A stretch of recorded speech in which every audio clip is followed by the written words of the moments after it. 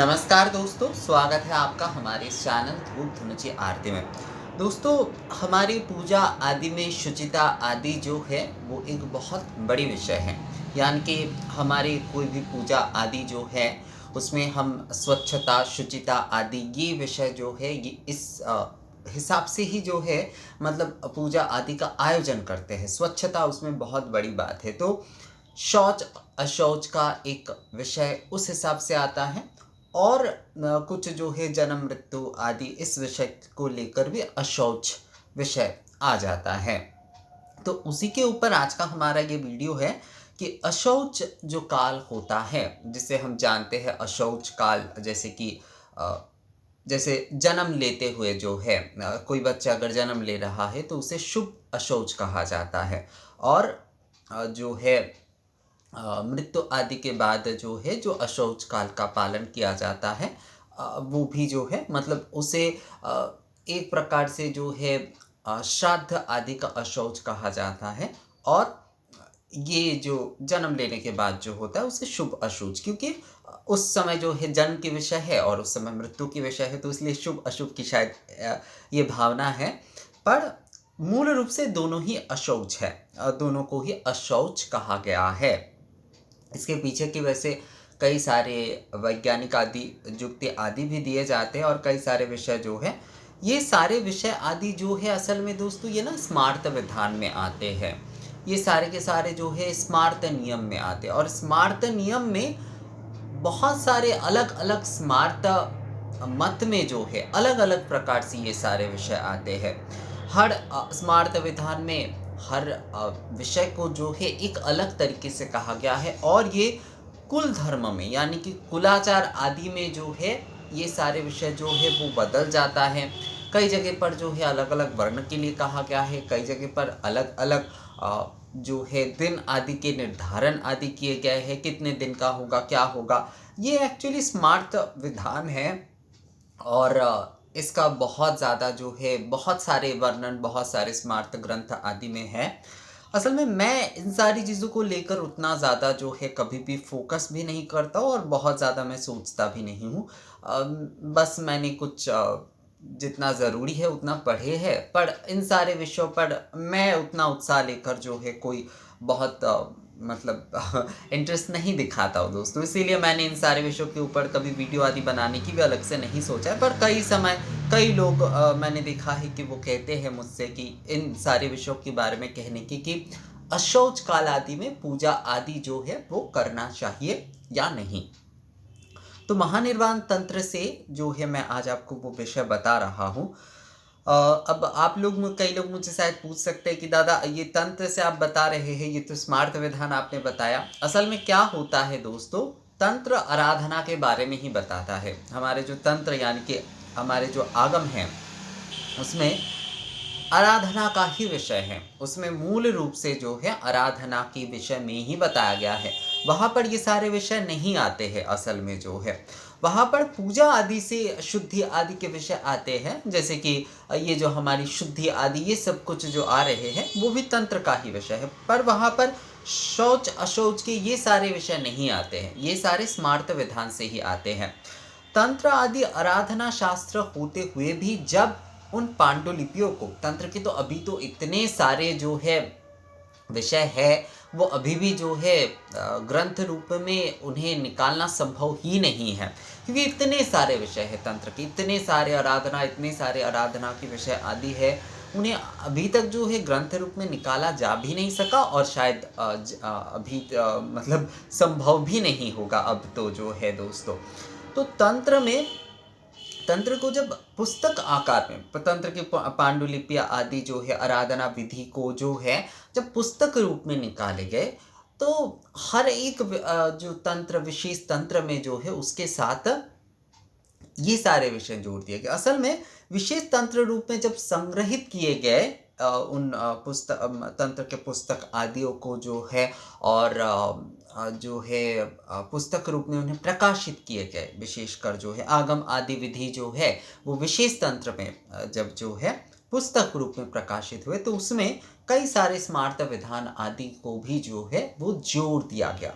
जैसे आप महाभारत आदि अगर पढ़ते हैं तो महाभारत में आपको देखिएगा, अगर आप थोड़ा ध्यान से पढ़ते तो उसमें कई सारे आपको आराधना के विषय मिलेंगे जो कि तंत्र का है, कई सारे यज्ञ विधान आदि मिलेंगे जैसे अश्वमेध यज्ञ, राजसूय यज्ञ आदि ये सारे हैं, और कई सारे आपको स्मार्त विधान मिलेंगे।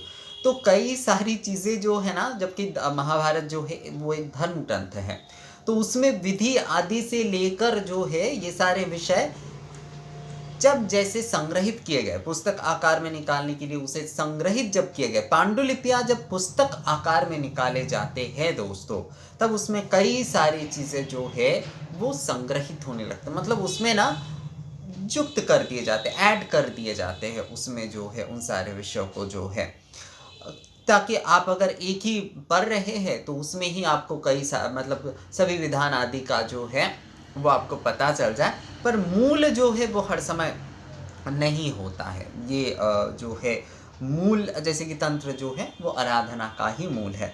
तो अशौच आदि के समय ये सारे विषय ना बोलना बहुत ज़रूरी है। ये सारे विषय, बहुत सारे लोग मुझे कहते हैं कि दादा वीडियो बनाने के पहले आप कई समय जो है दूसरे विषय को बहुत ज़्यादा बोल देते हैं, उसके बाद मूल विषय में आते हैं। ये बोलना ज़रूरी है दोस्तों, क्योंकि मैं अगर केवल मात्र मूल विषय की एक शब्द में ही आप लोगों को बता दूँ, वो भी बताया जा ही सकता है, पर पूरी तरीके से समझना बहुत ज़रूरी है। आप जब भी शास्त्र के विषयों के बारे में जानने की इच्छा रखते हैं तो आपको धीरज के साथ जो है संपूर्णता समझना चाहिए। ऐसे नहीं कि बस आधे अधूरी जो है आप उन विषय को ही बस जाने।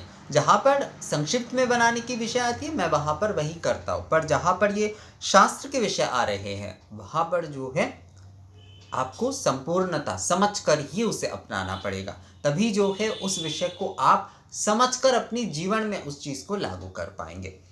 तो अशौच आदि काल में पूजा के विषय में कहा गया है, शृणवतोपि गता शौच, नहीं दोस्तों ये दूसरा वाला श्लोक है, अशुचिर्नाधिकारी स्वदैव पित्रे च कर्माणि ऋते कुलार्चनाद्ये तथा प्रारब्ध कर्मण।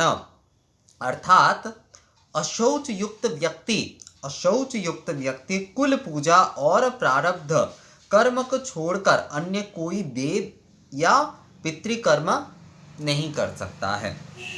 अशौच युक्त व्यक्ति कुल पूजा और प्रारब्ध कर्म को छोड़कर अन्य कोई दैव या फिर पितृकर्म नहीं कर सकता। अर्थात जो है उनकी जो कुल के पूजा है, कुल के पूजा किसी भी प्रकार से जो है बंद रखने की विषय नहीं है।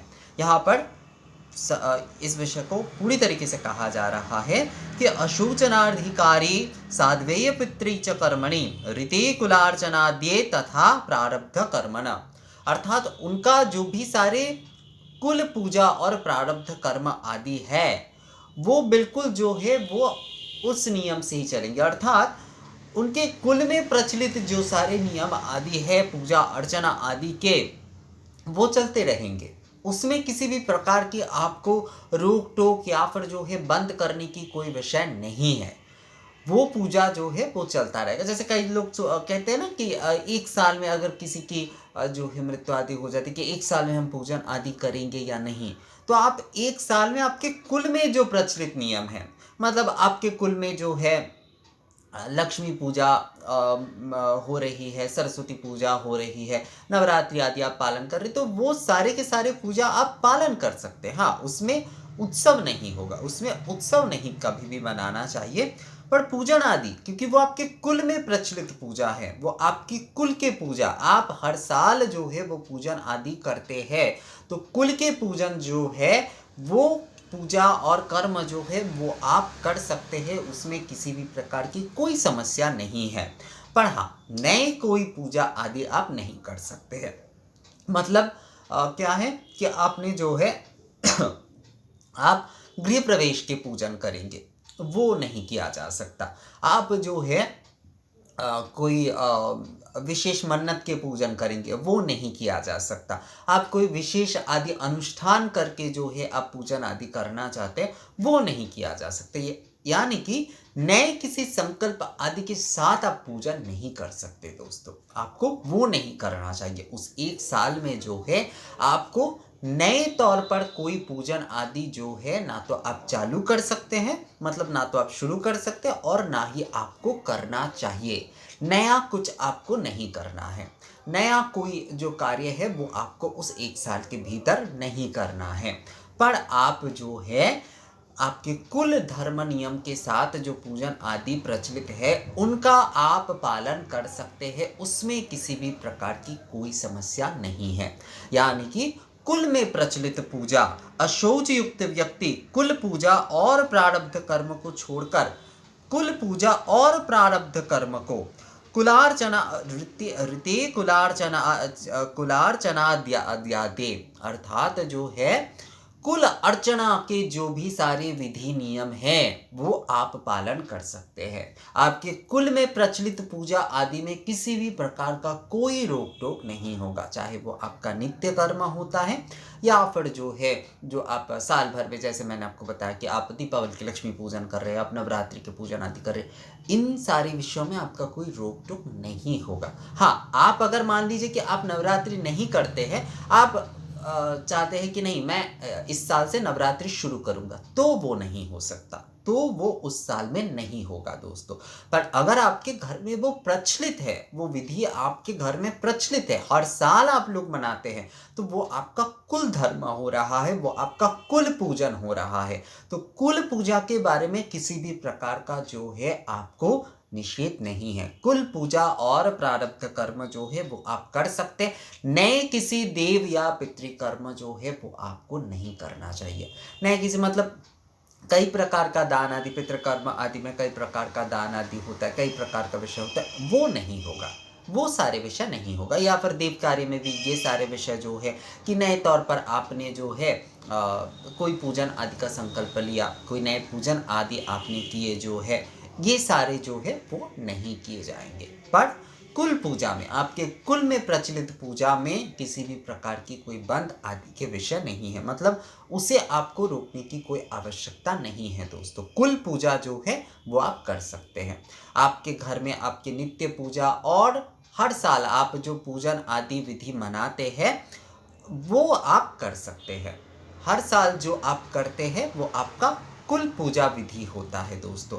हर साल नित्य कर्म और हर साल जो आप करते हैं, मतलब नित्य पूजा और हर साल प्रति वर्ष जो पूजन आप करते हैं वो आपका कुल धर्म की पूजा है। तो कुल धर्म की पूजा जो है वो करने में किसी भी प्रकार का कोई निषेध नहीं है। पर नए तौर पर किसी भी प्रकार के पूजन आदि जो है या फिर जो है कोई कर्म जो है वो नहीं किया जाएगा। विषय यही है। कुल पूजा जो है उसमें किसी भी प्रकार का निषेध नहीं है। आपके प्रचलित कुल पूजा के विधि नियम के साथ ही जो है ये अशौच आदि के समय भी जो है आपके पूजन जो है वो चलता रहेगा। तो कुल पूजा करने में किसी भी प्रकार की निषेध नहीं है दोस्तों। आप जो है उसे कर सकते, बस नए तौर पर किसी भी प्रकार की कोई संकल्प आदि के पूजन या फिर कर्म जो है वो नहीं किए जाएंगे। तो मुझे लगता है दोस्तों आपको ये विषय जो है शास्त्र प्रमाण के साथ जो है ये विषय आपको समझ में आ गया है। तो इस विषय में अब किसी भी प्रकार की कोई द्वंद्व जो है अपने मन में मत रखिए। कुल पूजा आप जो है वो अवश्य रूप से कर सकते हैं। आपके कुल पूजा अर्चना विधि जो है उस नियम के साथ आप जो है पूजन करने में किसी भी प्रकार का आपको निषेध नहीं कहा गया है। तो आपके कुल के नियम के मतलब कुल में प्रचलित पूजा आदि आप बिना द्वंद्व रखे अपने मन में कर सकते हैं दोस्तों। तो दोस्तों ये वीडियो आप लोगों को कैसा लगा मुझे कमेंट्स करके ज़रूर बताइएगा। ये वीडियो अगर अच्छा लगा है तो इसे लाइक और शेयर भी ज़रूर कर दीजिएगा। मिलते हैं आपसे अगले वीडियो में, तब तक के लिए नमस्कार।